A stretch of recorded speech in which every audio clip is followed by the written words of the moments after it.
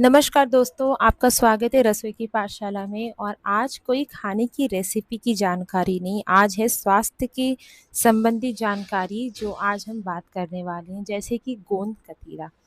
गर्मियों में लोग गोंद कतीरा का शरबत पीना पसंद करते हैं, लेकिन क्या आप जानते हैं कि ज़्यादातर लोग इसे गलत तरीके से खाते हैं। कई लोग इसे बिना भिगोए ले लेते हैं, कुछ लोग इसकी मात्रा का ध्यान ही नहीं रखते हैं और कुछ लोग के लिए ये बिल्कुल भी उपयोगी नहीं होता है। तो आज इसी विषय में हम बात करने वाले हैं, यानी कि आपको इस वीडियो में क्या क्या टॉपिक देखने को मिलेगा। जैसे कि गोंद कतीरा क्या है, साधारण गोंद और गोंद कतीरे में क्या अंतर है, इसे सही तरीके से कैसे लिया जा सकता है और इसके कुछ फ़ायदे भी जानेंगे। साथ में ये भी जानेंगे किन लोगों के लिए ये सावधानी बरतनी चाहिए और साथ में ये भी जानेंगे कि इसके फ़ायदे और नुकसान क्या है। तो चलिए बिना किसी देरी के इस वीडियो को स्टार्ट करते हैं। अगर आप मेरे चैनल पर नए हैं और अभी तक सब्सक्राइब नहीं किया तो प्लीज़ जाइए, कीजिए लाइक शेयर सब्सक्राइब। साथ ही मुझे कमेंट सेक्शन में बताइए कि आप मेरा वीडियो किस राज्य शहर से देख रहे हैं, क्योंकि मुझे जान के काफ़ी खुशी मिलती है। तो सबसे पहले आता है गोंद कतीरा आखिर है क्या। गोंद कतीरा एक प्राकृतिक रीजन यानी कि एक नेचुरल गम होता है जो कुछ पेड़ों से प्राप्त किया जाता है। पानी में इसे भिगोना यानी कि इसे भिगाकर हम इसको फुलाकर एक जेली जैसा बन जाता है। इसी कारण इसका उपयोग सिर्फ खाली गर्मियों में किया जाता है, या तो फिर शरबत, दूध या किसी अलग-अलग पानी में मिलाकर इसे पिया जाता है। अब ये बात हो गई है गोंद कतीरा क्या है। अब जान लेते हैं कि गोंद कतीरा कैसे बनाया जाता है। पेड़ों की टहनी या शाखाओं पर प्राकृतिक रूप से निकलने वाले रस को इकट्ठा किया जाता है। सूखने के बाद ये छोटे-छोटे क्रिस्टल या टुकड़ों के रूप में दिखाई देते होंगे आपको, आपने देखा होगा गोंद कतीरा को। बाजार में मिलने वाले गोंद कतीरा इसी तरीके से बनते हैं, यानी कि जो शाखाएँ होती हैं, पेड़ उनका रस निकलता है, उसको सुखाकर फिर बाद में क्रिस्टल के रूप में मिलती हैं। और इसी तरीके से हमारे घर तक पहुँचते हैं। लेकिन इसके फ़ायदे क्या हैं? अगर हम गोंद कतीरा ले रहे हैं तो हमें इसका फ़ायदा भी जानना चाहिए। जैसे कि शरीर को ठंडक देने में मदद करता है, गर्मी के मौसम में आराम महसूस कराता है, यानी कि मदद करता है। अब इसी के साथ ये हाइड्रेशन हमें रखता है, यानी कि अगर हमें पानी की कमी है तो ये हाइड्रेशन में हमें सपोर्ट करता है, यानी कि हमें अच्छा पानी एक बॉडी में हमें मिलता है। इसी तरीके से पाचन को सहारा देता है, यानी कि प्राकृतिक पानी के साथ लेने पर ये पाचन को सपोर्ट करता है। उसी तरीके से ये गर्मियों में ताजगी यानी कि शरबत के रूप में आप इसे पी सकती हैं। अब इसमें फाइबर का भी अच्छा सोर्स होता है जो हमारे पाचन के लिए काफ़ी अच्छा माना जाता है। पारंपरिक तरीके से आयुर्वेद और पारंपरिक खान-पान में लंबे समय तक इसका उपयोग किया जाता था। अब ये हो गया। अब हम ये भी जान लेते हैं कि अक्सर हमने गोंद कतीरा तो सुना है, लेकिन ये गोंद क्या है? लोग इस पे भी काफ़ी कन्फ्यूजन हो जाते हैं। आपने देखा होगा गोंद जो होता है वो काफ़ी लाइट, थोड़ा भूरा रंग में होता है। हल्का होता है लेकिन भूरा होता है। और गोंद कतीरा है वो उससे भी थोड़ा लाइट कलर में रहता है, यानी कि आप समझ लीजिए। इसमें कुछ मैंने पिक्चर्स दिखाई हैं जिससे आपको काफ़ी समझ में आ जाएगा कि गोंद और गोंद कतीरा में कैसा दिखता है। पहले तो हम जान लेते हैं गोंद एक आम तौर पर बबूल के पेड़ का ही होता है। हल्का पीला और या भूरा रहता है, जैसे मैंने आपको बताई थी।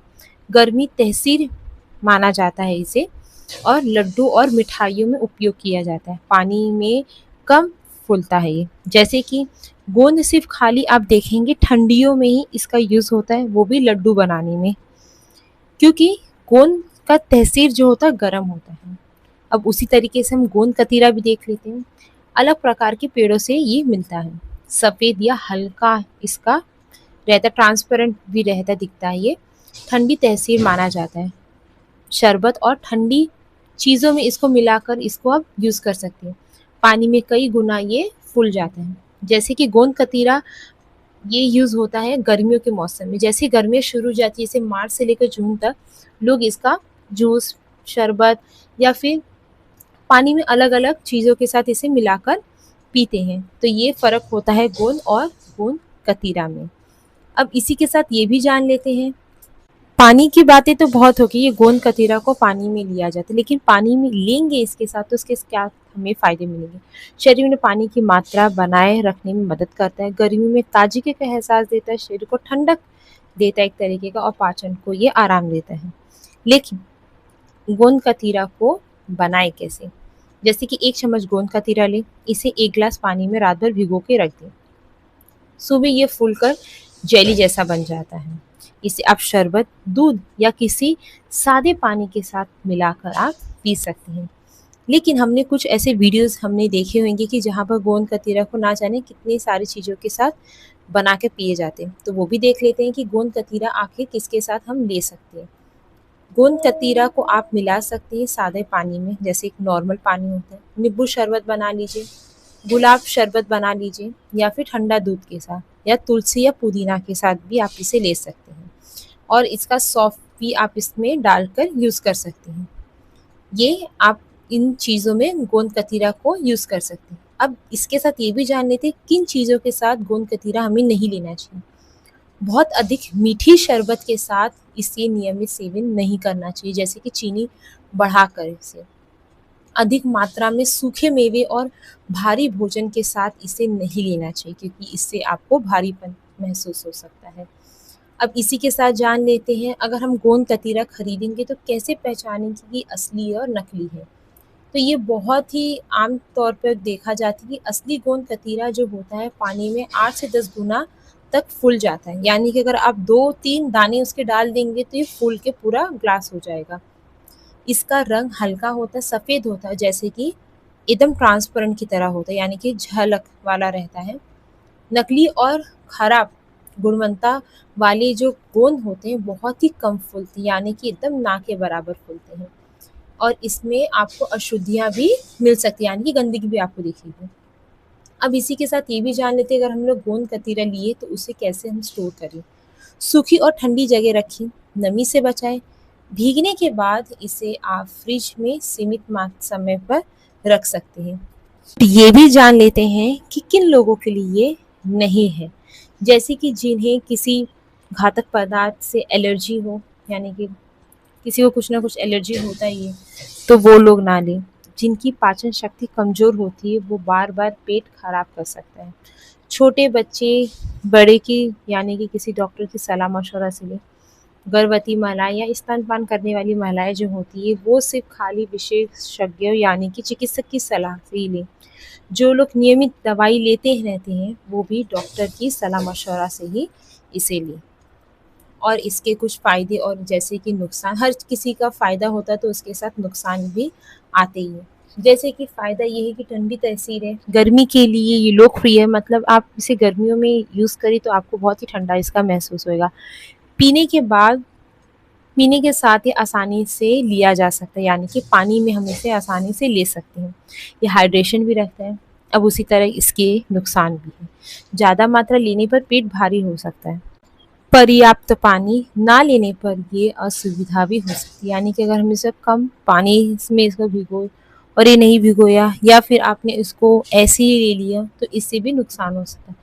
हर व्यक्ति के लिए उपयोगी नहीं होता है, एलर्जी की संभावना भी बढ़ सकती है। अब जान लेते हैं इस पूरे विषय में हमने क्या सीखा, यानी गोंद कतीरा जिसे कहते हैं कंक्लूशन। गोंद कतीरा एक पारंपरिक घातक पदार्थ है, यानी कि एक ये फूड इंग्रेडिएंट्स है जिसे सही मात्रा और सही तरीके से लेने पर गर्मियों में उपयोगी माना जाता है। लेकिन याद रखें, ज़्यादा मात्रा में खाना हमेशा बेहतर नहीं होता। इसे रात भर भिगोकर पर्याप्त पानी यानी कि इनफ वाटर के साथ और संतुलित मात्रा में लेना महत्वपूर्ण इस है। अगर आप गोंद कतीरा को खाते हैं तो कमेंट में ज़रूर बताएं कि आप इसे शरबत में पसंद करते हैं या दूध में। और ऐसे ही वीडियो पसंद आए तो बिल्कुल भी ना भूलें लाइक, शेयर और सब्सक्राइब। और अभी के लिए बाय बाय, टेक केयर, स्वस्थ रहें, खुश रहें। जय हिंद, वंदे मातरम।